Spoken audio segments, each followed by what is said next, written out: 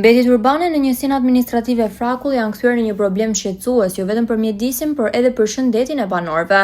Kontineri dhe kosha të mbushur shihen në disa prej rrugëve kryesore dhe lagjeve të fshatrave të kësaj njësie administrative. Situata bëhet edhe më problematike gjatë ditëve të nxehta të verës, ku temperaturat e larta favorizojnë përhapjen e aromave të pakëndshme, shtojnë ndotjen dhe rrisin dhe rrezikun e përhapjes së zjarreve pranë pikave të grumbullimit të mbetjeve. Pas shqetësimeve të denoncuara në televizionin Apollon, gazetari pa nga afër situatën në terren, pikërisht në një ditë që sipas grafikut të përcaktuar nga ndërmarrja e pastrimit të Bashkisë Fier, parashikohej grumbullimi dhe transportimi i mbetjeve urbane.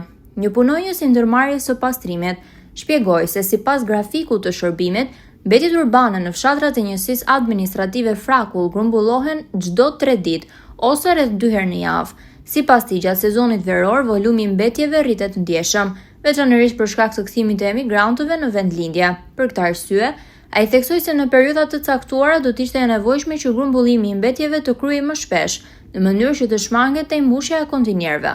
Sa herë në javë? 2 herë në javë. Zonën e Frakull, 2 herë në javë zonën e Frakull. Janë të mjaftueshme për të pastruar? Po, janë mjaftueshme. Cilat janë zonat më të ndotura? Pjesa lart, pjesa e brikës. Pjesa e brikës. Po mbetjet ku i çoni?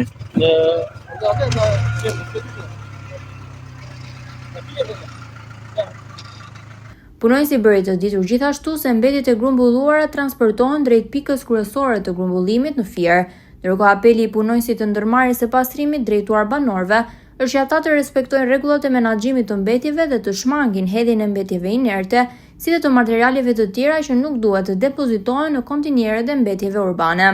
Për banorët e Frakullës, sfida mbetet e njëjtë, një shërbim pastrimi më i shpeshtë gjatë periudhave të ngarkuara të sezonit veror, për të garantuar një mjedis më të pastër dhe për të minimizuar rreziqet për shëndetin dhe sigurinë e komunitetit.